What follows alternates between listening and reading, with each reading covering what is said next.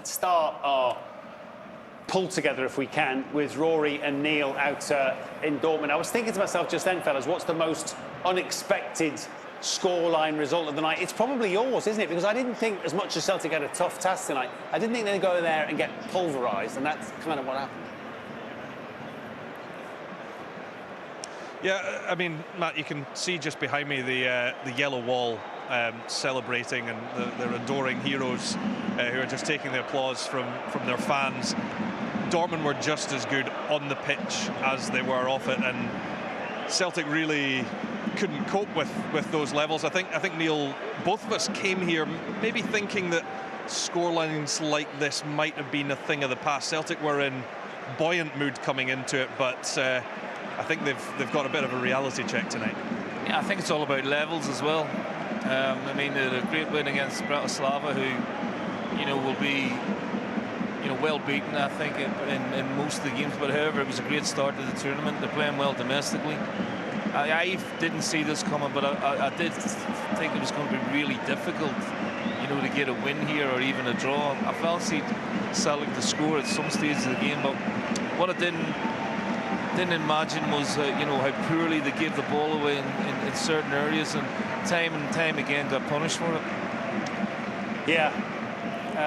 Maybe, as Owen said in the studio, fellas, we have to give some credit to the home team, and Rory, you alluded to that with levels, and that Dortmund were excellent on the pitch. Clearly, they are a team in some transition themselves, and it kind of clicked at times for them tonight, but it felt from afar that Celtic were making a rod for their own back. It's obviously the way Brendan wants to play, but in this situation against a team of this pedigree, do you not have to tweak at least? Well, I think that's what Neil and I discussed sort of at length as between the goals as they were flying in. You think back to maybe Neil's team under Martin O'Neill, when there could be a different way to play in these types of games that maybe didn't always get a result, but it kept you in a game. Maybe having some more physicality up top in the middle of the park. Is this maybe a team that is built for domestic football, and you can pass your way around teams that have got a significantly lower budget than you, but when you come up against a team that has better players at playing that quick passing game, then maybe you do need another way. Yeah, but that was always the way, when it got to 3-1, Matt, I started thinking to myself, okay, got to stay in the game, and the only way you can stay in the game is by turning Dortmund.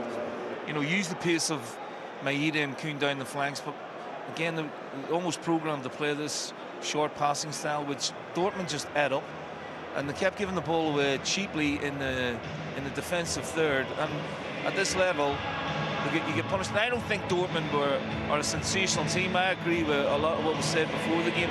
I think they are a team in transition, but they had a magnificent run in this competition last year. But I still see faults in their game, particularly down the right-hand side in the first half when they were trying to play it from the back. You could get at them a little bit. You could sort of press them. However, the other side of the game, Celtic have to be far harder to beat. They've got to be much more resolute. They've got to be nastier.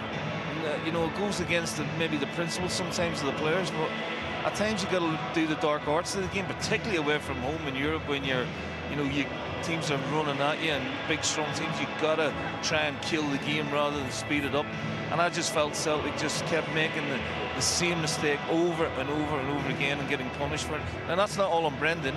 There's senior players in that team, you have to take responsibility.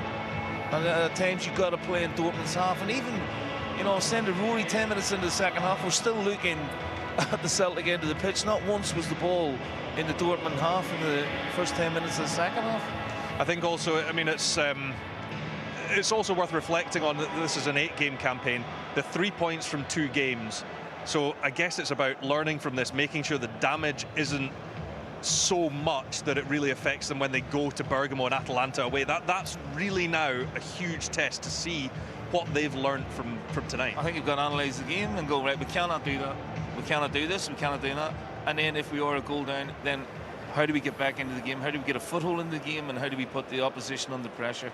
They've got to learn from those aspects of the game tonight, which they didn't do well at all. Well, 2 silver linings, fellas.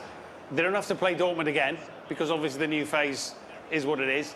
And this really more important thing is, we talked about cups of tea earlier. The time for tea has passed. Rory, buy Neil a drink, please, and cheer him up. I'm going to bed, Matty.